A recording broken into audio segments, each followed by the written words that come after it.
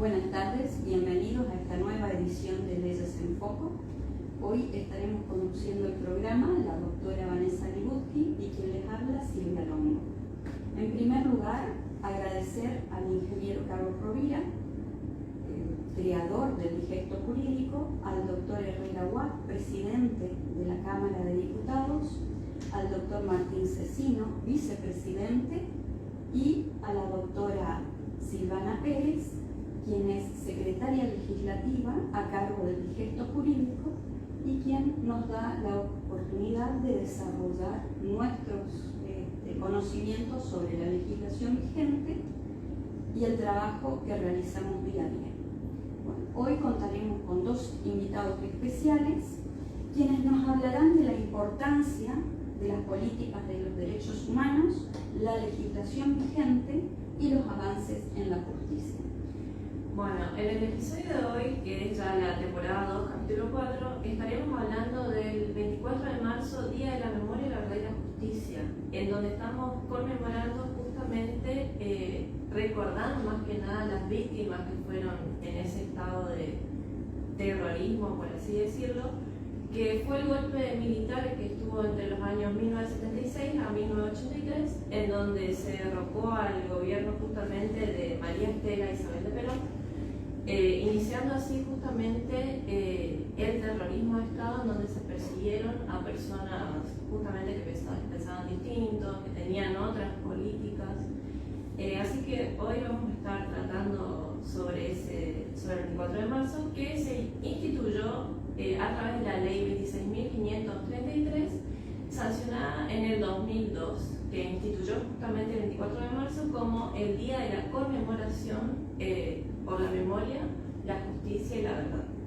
Bueno, tenemos como el primer invitado el doctor, abogado Abelardo Mesa Guerre, profesor universitario también.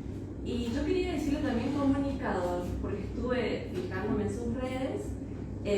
Tiene en Instagram, en Misionero OK, que tiene más de 2.410 seguidores, YouTube también con 1.000 suscriptores, TikTok también con 225 seguidores, que diciéndolo así ya tiene su comunidad armada, que por eso justamente le pongo el título de comunicador. Sí, a eso sumarle a la gente de Visión Online, que grabamos y ellos a la vez hacen repercutir nuestro trabajo, así que por suerte llegamos a bastantes personas. Bueno, si nos pueden contar qué representa este día, la conciencia que debemos tomar nosotros, obviamente como abogados, usted como comunicador, ¿qué le transmite a la sociedad sobre este día? Primero principal es muy importante que sepamos lo que pasó para no volver a repetirlo. ¿Sí? Las generaciones que vinieron después por ahí no saben lo que pasó y es preocupante en el sentido que ante conductas que se asemejan a las que pasaron, si no nos damos cuenta a tiempo, puede pasar lo que pasó en su momento, y es algo que ya lo dijo Estracera y muchos más, nunca más, porque lo que sucedió durante ese periodo fue realmente abominable. Es muy peligroso el planteo de los dos demonios que nos quieren hacer como que habían dos bandos que se peleaban, cuando en realidad era el Estado el responsable de cuidarnos, ¿sí?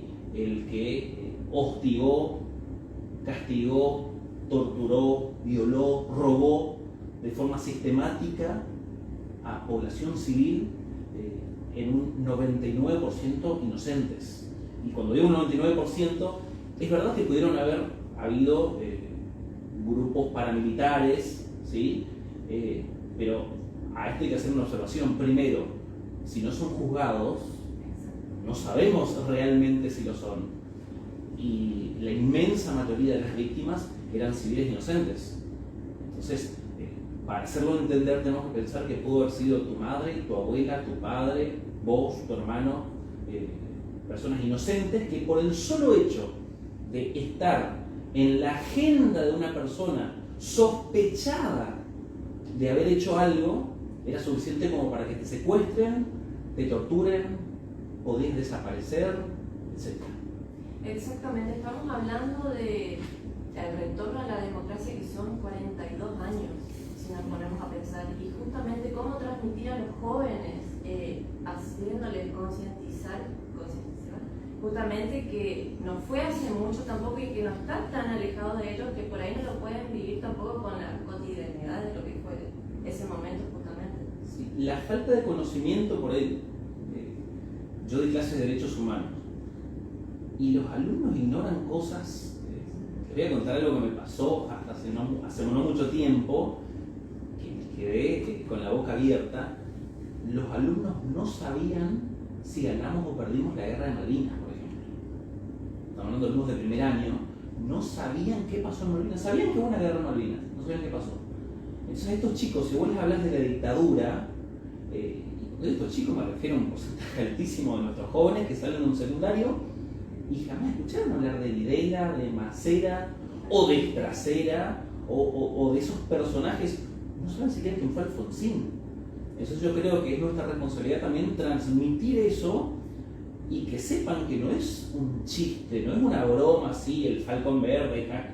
A ver, hay una película que para mí debería ser patrimonio cultural de los argentinos, que es Argentina 1985. Las cosas que se ven ahí son todas reales, están todas documentadas. Fue probado ante la justicia que secuestraban, que violaban mujeres, que las torturaban con su bebé en los brazos, que a niños, adultos y ancianos los secuestraban, los torturaban y los desaparecían, ya sea enterrándolos, tirándolos al río. Son cosas muy fuertes. Entonces banalizarlo me resulta peligroso. A mí me encanta hablar con humor todo el tiempo, pero hay momentos en los que tenemos que ponernos serios y me parece que esta cuestión es una de ellas, que no admite bromitas relacionadas con esos temas. O al menos tenemos que saber lo que pasó como para después tener un criterio, ¿no? Exactamente. Usted como profesor justamente en la facultad aplicaba justamente estos temas de recordar más que nada y hacer concientización, ¿no? Sí, hacerles saber lo que pasó a los chicos en general. Yo creo que los grandes sí. Desde la primaria creo que habría que empezar a hacerles conocer por lo menos, no inculcarles porque no es el término, pero sí hacerles conocer más nuestra historia, porque en la Argentina estudiamos historia del mundo y la nuestra propia es como que se nos está escapando. Sí, sí, y hacerles entender que lo que pasó no fue un chiste, no hubieron dos bandos que se peleaban como una guerra, sino que eran los mismos policías, etcétera, que nos tenían que cuidar, quienes entraban a nuestras casas con escopetas, con revólveres, y algo que no se sabe usualmente o no se dice, quienes entraban a las casas violaban, se robaban los ahorros que tenían las familias, o sea, eran delincuentes. Aprovechaban la oportunidad en todos los sentidos. En todos los sentidos. Sí, sí, sí. ¿Qué estrategias comunicacionales considera que deben aplicarse para el futuro, justamente para los jóvenes, para mantener viva la memoria? Primero, coincido con lo que dice la señora, es algo que se debe tratar desde temprana edad. No tenés que llegar a quinto año y ahí te tiran toda la mochila. Así como la educación sexual o la educación vial arranca desde primer grado y vamos subiendo, materias como educación cívica no pueden faltar. Y de forma gradual, obviamente no se le va a hablar del mismo modo a un chico de primer grado que a un chico de quinto año de secundario, pero hacerle saber en la medida de lo posible qué fue lo que pasó. Y luego, cosas como esta, que desde instituciones se transmitan, me parece muy importante. Como institución, como comunicadores, es una responsabilidad compartida, pero que desde el Estado se transmita esto para mí es muy positivo. ¿Qué importancia tienen los sitios históricos que justamente, por ejemplo, acá en Posadas, que es el Circuito de la Memoria, que tiene para justamente la concientización? ¿Qué importancia tienen esos lugares? Te voy a contar una anécdota personal. Yo tuve la suerte de estar en Berlín y recorrer el museo del Holocausto. Y se te pone la piel de gallina. Tomás dimensión de otra forma. En ese mismo viaje después estuve en un campo de concentración. Y cuando vos ves el frío que hay afuera y ves la ropa que está ahí expuesta, que usaban esas personas, vos tomás una dimensión distinta de qué es lo que estaba pasando. Yo creo que en el caso de la ESMA en Buenos Aires o el Paseo de la Memoria acá, yo creo que es muy bueno para que las personas puedan vivir, sentir en el lugar lo que pasó. Yo creo que es muy positivo. Sí, justamente esta semana, a partir del 25 de marzo, Posada justamente va a hacer todo un recorrido con las escuelas CEP 38, creo, entre varias escuelas van a hacer este circuito de memoria que la verdad, como a nivel municipal, está bueno. Y depende mucho del profesor también. Yo soy un amante de la historia, me encanta la historia. Entonces no puedo creer que a los chicos les resulte aburrida la historia. Yo creo que depende de nosotros saber transmitirla. Yo en mis clases doy la parte histórica, puntualmente la parte del genocidio nazi y lo que pasó en la última dictadura acá en Argentina. Y muchos alumnos quedan como sorprendidos, y estamos hablando de alumnos universitarios, y quedan sorprendidos. Entonces poder transmitir eso con pasión y con elementos como por ejemplo el lugar. La vivencia del lugar es muy importante. Totalmente. Claro, a nivel provincial podemos mencionar que justamente se había destituido el gobierno constitucional de Carlos Ríos y se disolvió la legislatura. Sí, siempre lo primero que hacen es disolver la legislatura y tirar la Constitución al piso. ¿Por qué? Porque la Constitución es la que nos ampara a nosotros. Si yo hoy puedo estar opinando libremente, puedo estar transitando libremente, puedo tener garantizada mi seguridad, etcétera, etcétera, etcétera, es gracias a la Constitución. Cuando cae la Constitución, todos nuestros derechos quedan supeditados a la voluntad de un desquiciado, porque es un desquiciado el que toma el poder y hace lo que quiere. Y ahí cuando no la tenemos, cuando comenzamos a valorar la Constitución. Por eso yo creo que también tenemos que enseñarle en ese contexto que existe, no dar los detalles, los pormenores de toda la Constitución, pero que sepan que hay una ley chiquitita, pero muy, muy importante, que nos da un paraguas protector muy grande. Bien, a nivel constitucional, justamente para retomar todo lo que fue este terrorismo de Estado, ¿qué derechos se violaron? Todos. A ver, para que los chicos por ahí lo entiendan, ¿querías reunirte con tus amigos? No podés. ¿Querés transitar libremente? Te para la policía en la calle. ¿Y por qué tenés el pelo largo? ¿Y por qué tenés sucio el zapato? ¿Y qué llevas en la mochila? Y tienen derecho a pararte, a quitarte tus cosas, a llevarte detenido el tiempo que quieran, ¿sí? Al día de hoy la policía tiene ciertas facultades, pero esas facultades se ven claramente limitadas por la ley. ¿Sí? Nosotros tenemos legisladores, de hecho en este momento estamos en la legislatura, que se encargan de dictar leyes que lo que hacen justamente es ponerle frenos a las instituciones, por ejemplo a la policía. Policía, gendarmería, el ejército, todas las fuerzas de seguridad. En esa época esos frenos no existían, hacían lo que querían. Entonces estamos a la buena de lo que se le ocurriera a esos locos, porque eran locos, por no utilizar otras palabras. No podías transitar, no podías expresarte libremente, no podías hacer lo que pensaba. A ver, si fueran estos tiempos, basta decir, no me gusta la política económica del presidente fulano. Era suficiente como para que caigan en tu casa y lo que decíamos antes, que te peguen, que te golpeen, que te secuestren, que te violen, que te roben, por el mero hecho de emitir una opinión. Entonces yo creo que todos los derechos eran vulnerados, el que se les ocurra el derecho de propiedad. A ver, por dar un ejemplo concreto, yo creo que a todos nos cuesta mucho tener nuestra casa, ¿sí? Nuestra vivienda. ¿Qué hacían estos buenos muchachos? Llegaban, los golpeaban, los torturaban y en un momento le hacían con un escribano que estaba en connivencia, le hacían firmar el boleto de compraventa del inmueble. Entonces, digo la casa porque es la muestra máxima, de ahí para abajo todo lo que puedan imaginarse. Y esos tipos, esos delincuentes se quedaban con tu casa, o con tu auto, o con lo que se te ocurra. Entonces, todos los derechos estaban a la buena no de Dios, a la buena del loco de turno, llámese Videla, Macera o el que fuera. Bien.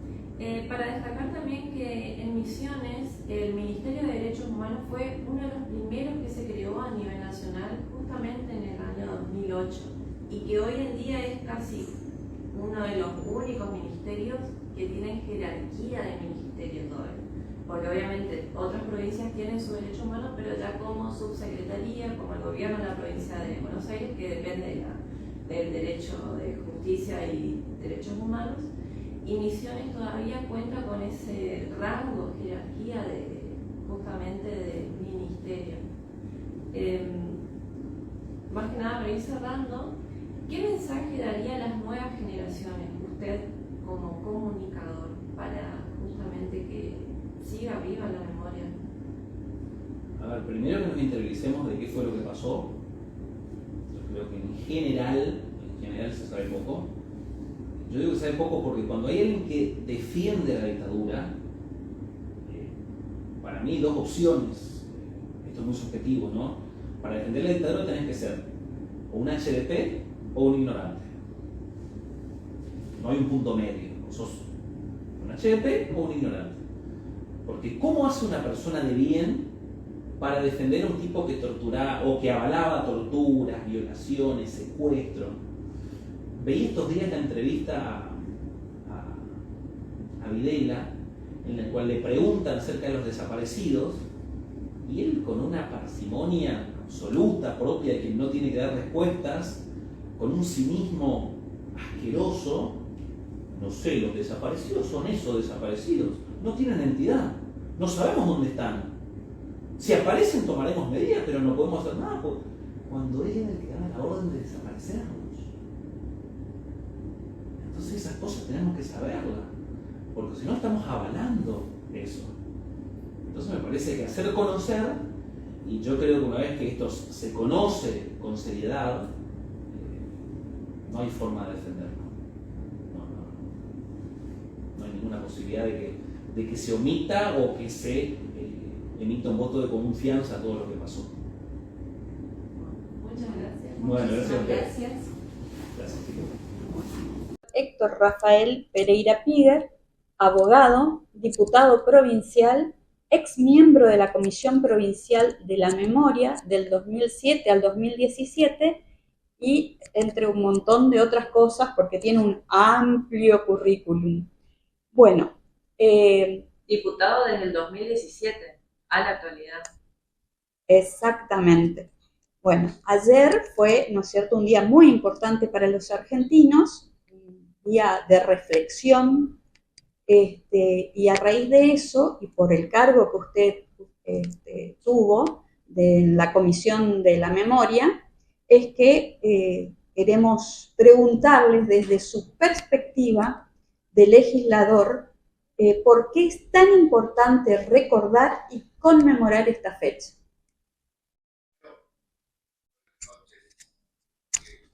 Compañeras,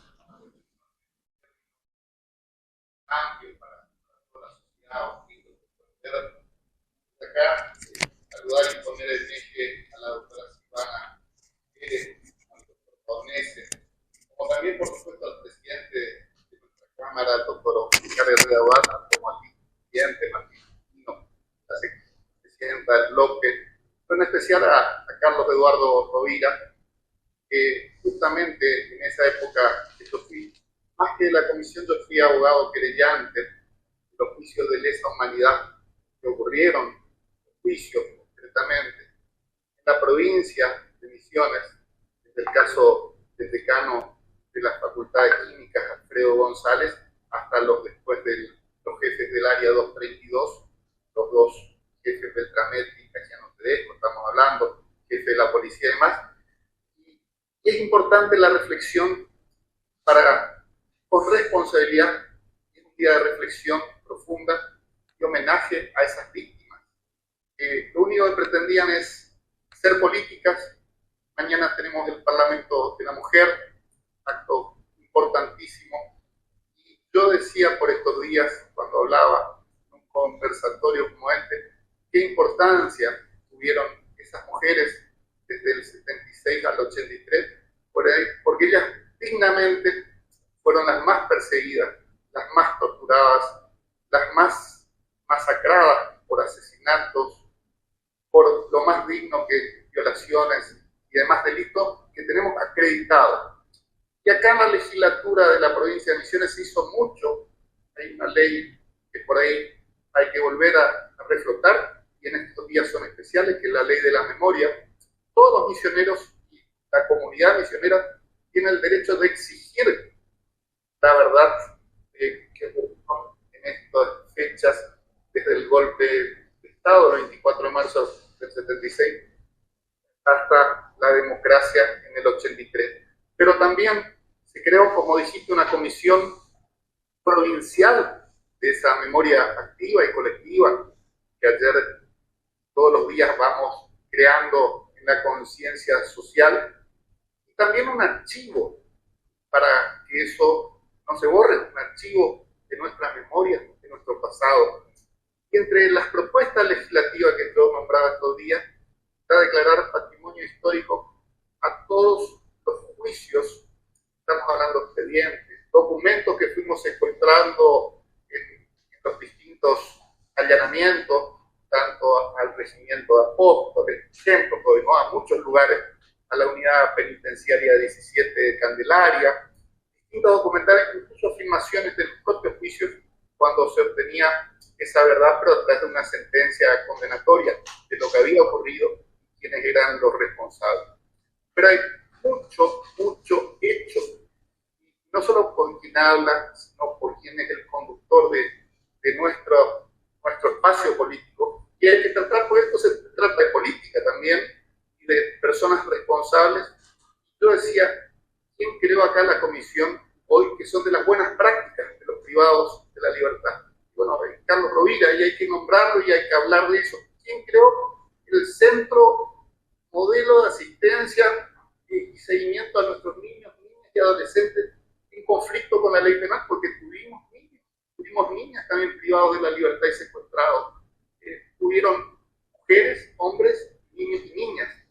Entonces, uno cuando va avanzando también ves el Centro de Salud de Inimputables. Son todos derechos humanos adquiridos, pero también viene de esa memoria del terrorismo de Estado, de aquella memoria que acabó con la dignidad de miles de cientos de personas, 30.000, es un número, pero yo estoy seguro que fue toda la comunidad argentina la que sufrió el terrorismo de Estado. No creo, salvo un grupito privilegiado que siempre estuvo los otros 5 golpes de Estado anteriores.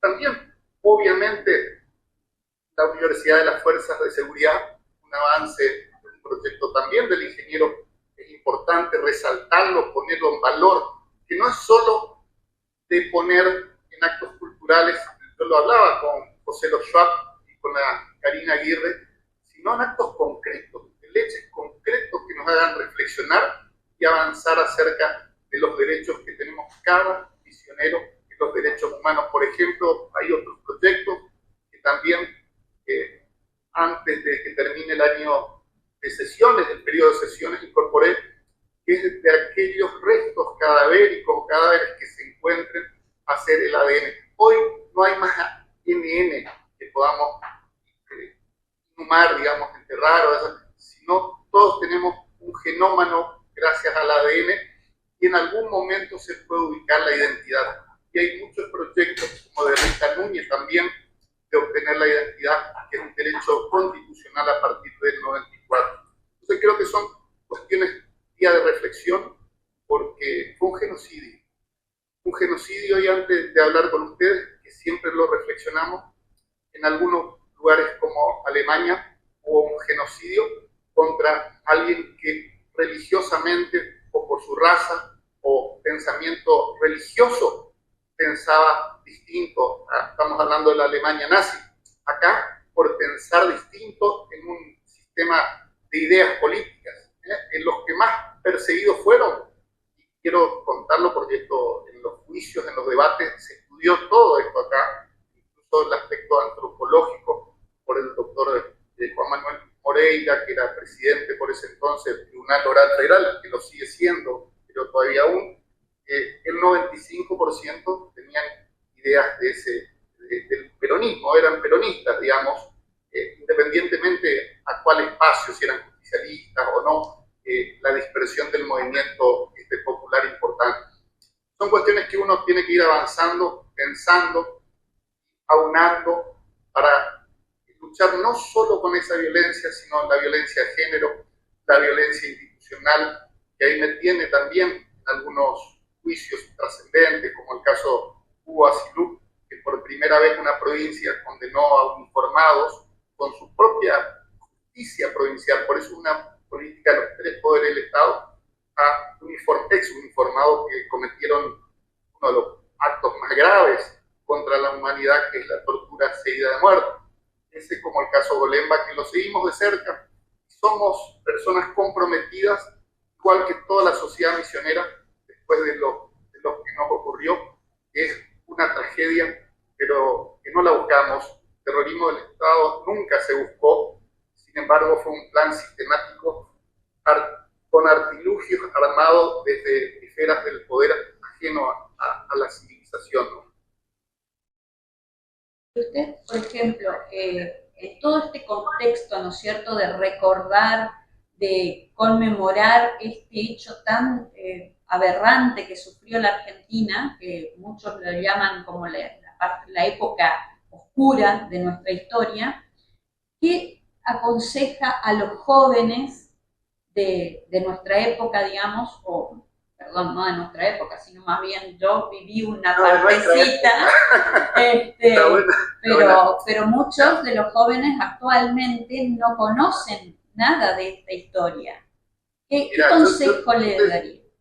Yo te decía en términos claros, sencillos, estaba hablando de un cineasta el día domingo, que hicimos en el acto en la Costanera con Karina Aguirre, con José Loyoa, y le estaba diciendo que recuperar el patrimonio histórico de los juicios donde hay filmaciones, vamos a acercarnos más a lo que fue la realidad misionera. Acá no hubo capturas de niños recién nacidos como en otros lugares, ¿no es cierto? Acá hubo otras atrocidades, no esas. Entonces, qué bueno que puedan hacer una película o un documental basado en la historia recopilada, porque hay muchos expedientes, mucho material secuestrado y muchas filmaciones, horas de filmaciones de juicios, donde decíamos con Fernando Cantelli, por ejemplo, que también fue querellante, con Martínez, también decíamos cómo quedamos sanos mentalmente después de haber escuchado estos testimonios tan aberrantes y haber visto documentación y demás que fue secuestrada y complementada en esos expedientes, que lograron a tener condenas gravísimas, aquellos jerarcas del terrorismo de Estado, los principales jefes del área 232, lo nombré a Beltrametti, lo nombré a Cajano Tedesco, el jefe de la policía, el jefe del departamento de informaciones, penitenciarios y demás. Esto tenemos que tener presente, porque el pueblo que no tiene presente su memoria puede volver a repetir.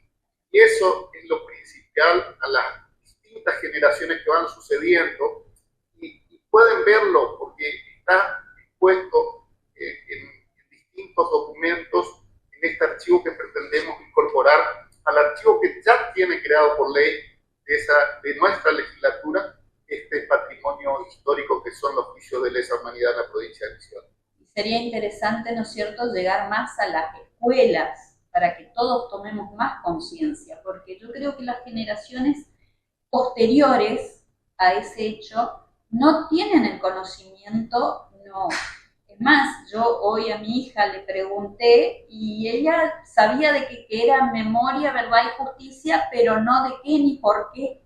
Entonces tuve que hacerle toda una introducción sobre el tema porque los chicos realmente ignoran los acontecimientos históricos. Estoy totalmente de acuerdo. Hubo un tiempo donde los expresos políticos recorrían los establecimientos educativos iba tomando conciencia directa. Ahora, digo, a través de estos materiales con cineastas, tenemos en el Parque Industrial y Tecnológico muchos elementos que no verá, tenemos cineastas importantes, se hace un evento importante a nivel nacional y mundial, llamarles para colaborar para que se hagan esos films, pero nuestro. Está muy bueno todo lo que se hizo en la historia oficial,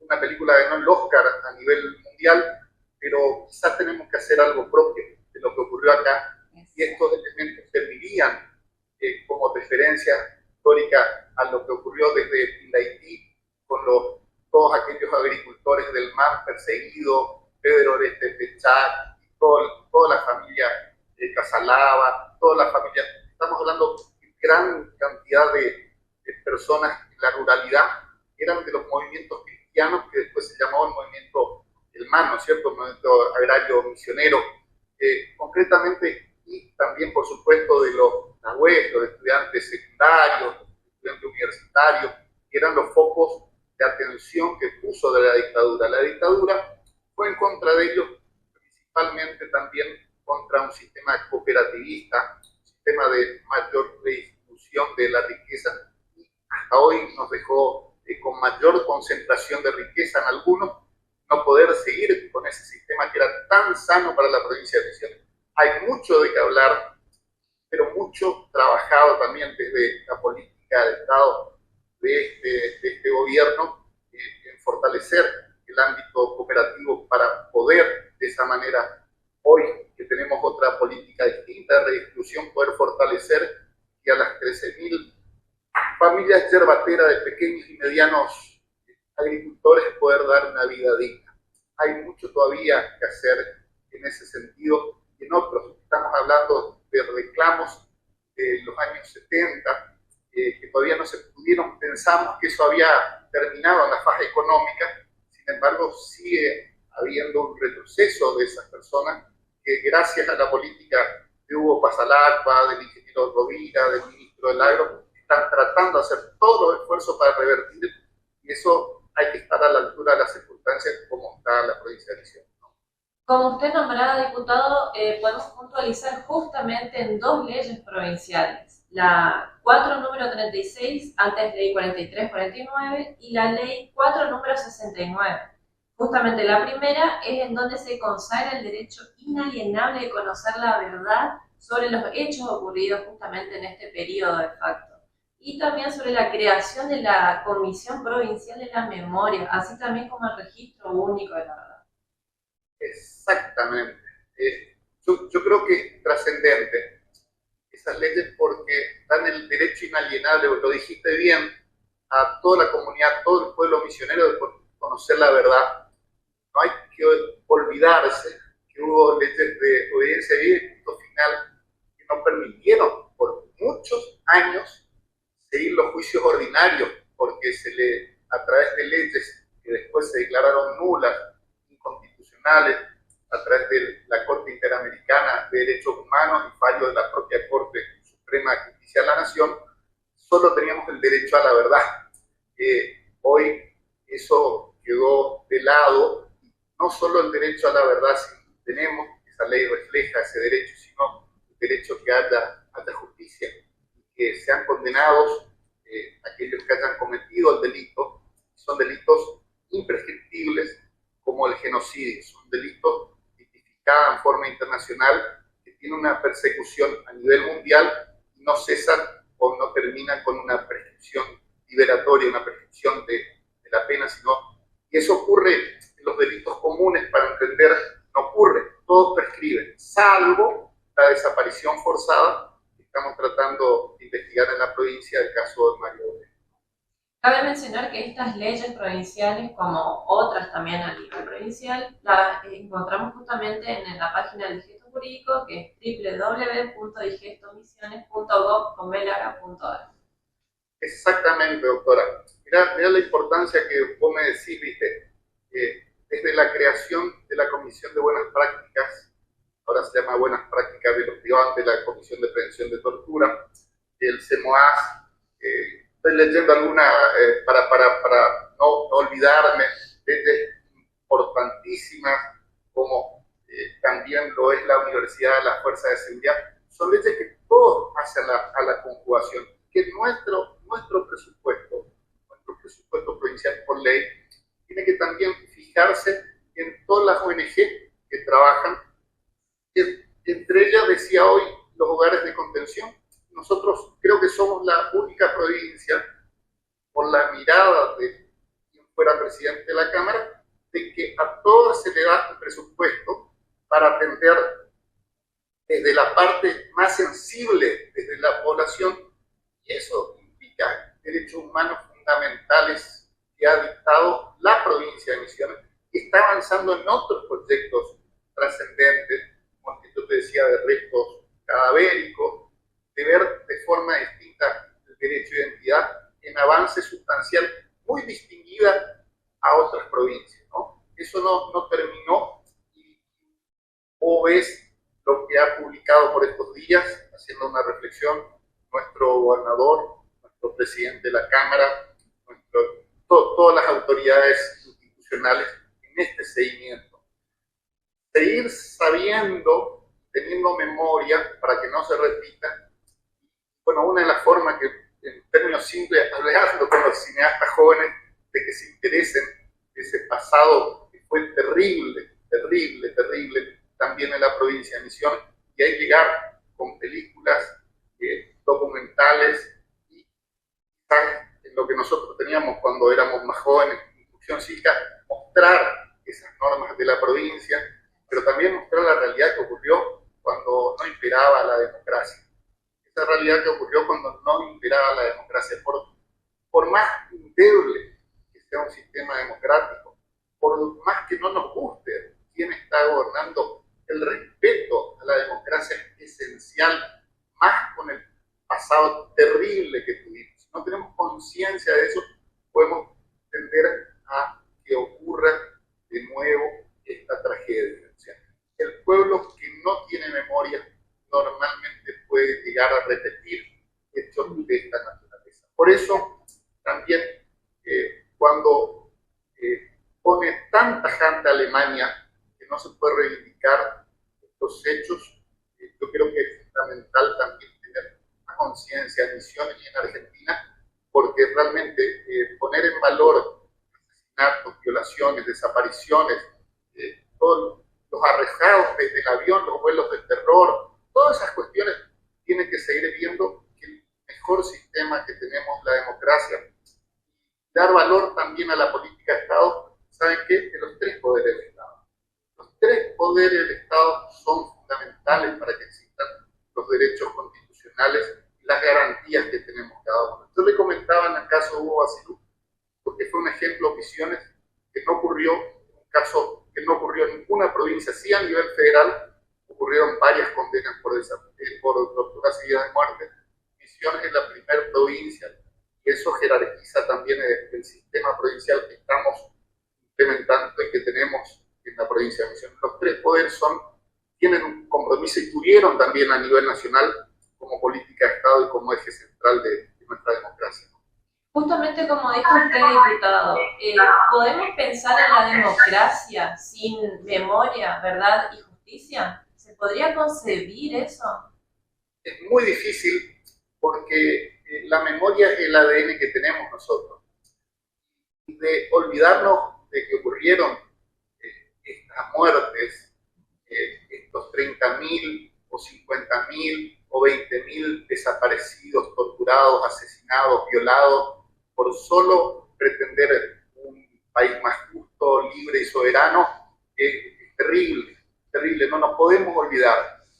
La otra vez me decían, pero eso no era, no, hay que tener en cuenta que ninguno fue juzgado, fue aprendido en forma de secuestro por personas que estaban dentro de los poderes del Estado, sea la Fuerza de Seguridad, sea las Fuerzas Armadas, sean grupos de la AAA. Cualquiera de estas cuestiones no podemos permitir de ninguna manera. Y para ir cerrando, diputado, ¿qué mensaje le daría a las nuevas generaciones con respecto a la importancia, más o menos lo dijo ahora, de recordar lo que sucedió el 24 de marzo.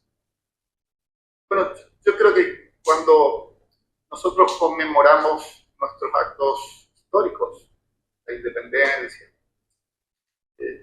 nuestro 9 de julio, nuestra revolución el 25 de mayo, conmemoramos fechas históricas importantes de nuestra historia. Tampoco hay que perder la memoria de eso, ¿no?